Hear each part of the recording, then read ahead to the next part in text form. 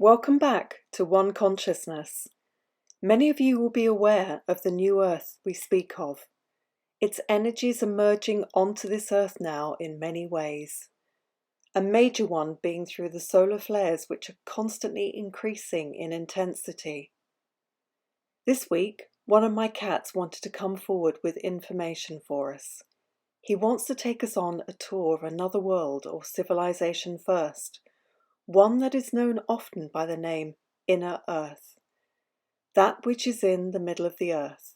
Some may also call it the underworld. As my cat says, the world is hollow. We go there and have seen it. The array of fauna and flora is full of beauty, stunning. The rest is what you might imagine from what you may have heard of the inner earth, but way different from here. You will visit one day, maybe soon. The aura you need to have is violet light with white tinges at the edges, as it is based on vibration and frequency to enter there. Yes, Antarctica is the physical entry point, but there is also a vibrational point to enter, which you can access. Life is very different in there, a different ecosystem, a different connection to everything around you, more cohesive, lighter frequency, very dark at night, not really any stars, not like we have. The encumbrance is vast and natural. Here he's using a completely different meaning to the word encumbrance than we actually use it for in modern day. He's referring to the whole expanse of the inner world. He is showing me natural waterfalls where the water falls very differently. It flows upwards. People will walk more like you would expect them to if they were walking on the moon. They're light on their feet, but wearing normal clothes in a normal type of atmosphere. He says it would be difficult for us to adapt to straight away in this atmosphere in a human body, regardless of your vibration. Some form of breathing apparatus or help would be required initially. Go down deep into the caves. See the plants that look like candles. Everything light. Aesthetically, it all feels so pleasing to the eye. He wants to take me into one of those caves. Come with me, he says. We are preparing you for this, but I don't think you'll want to stay there, though. Why not? It looks like bliss, like heaven on earth. It will feel beautiful, he says, but alien. It is all so different. Eventually you will want to come back to earth.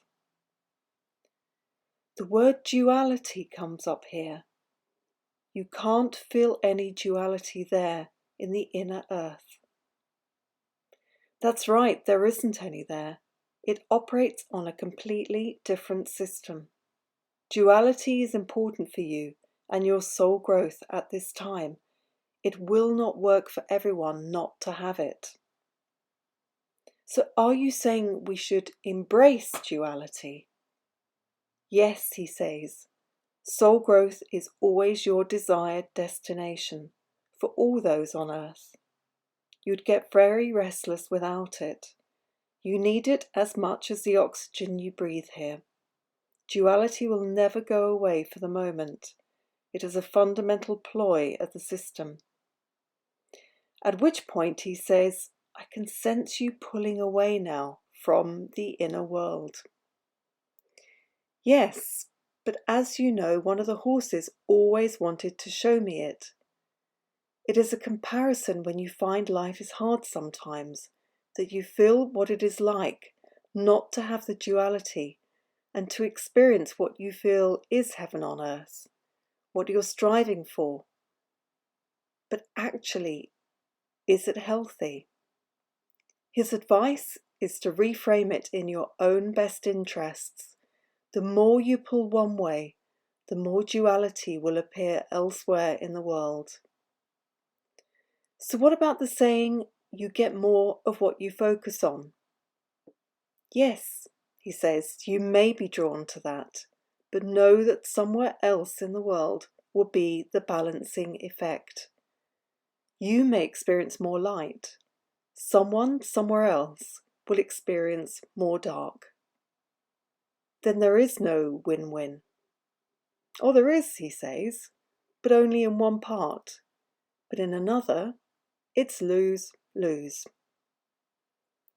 I really need you to think carefully about all of this, he says. There's a very meaningful and purposeful silence between us, as his words and energies are taking me some time to process. Extremities may be for the now, the cleaning up of the energies. They signify you are aware of the solar flares. As one of the horses said, it's the solar flares that are the game changers. The crossing over to the new energies and recognizing those new energies of incoming new earth. Intensity is throwing the darker energies out, eradicating them, exterminating them. They will be gone. For good for the most part. Yes, for now. Then we will know the inner world. Not in the same way exactly, but there will be a lot more peace and harmony for some time. Think of this, he says, as the next act in a theatre show. All the scenery is moved behind the scenes after the curtains come down, and when they go back up, the scenery and costumes will change. So that's what we'll be experiencing in 2026 and 2027. Yes, he says. There is so much more he is wanting to say, but he's going to leave that with us for now. Unimaginable in so many ways. He understands a completely different form of life as we know it. Take heart for now, he says, that we have shared this with you. It is in preparation for the new incoming earth you speak of, yet you have known nothing about it really, up until now. We will slowly be guiding you all to understand what to do at every stage. This is our role. You knew at a soul level that this was coming. Share it now, but this information is really important for people to know and to open up to. It almost feels like you are asking us to detach slightly from life here on earth currently. Yes, he says, be engaged in it, but at the same time, feeling the energies wisely and really feeling into them so that you sense when they are changing. That is where we need you all to be right now. On the alert, you mean, as to those changing energies? Yes.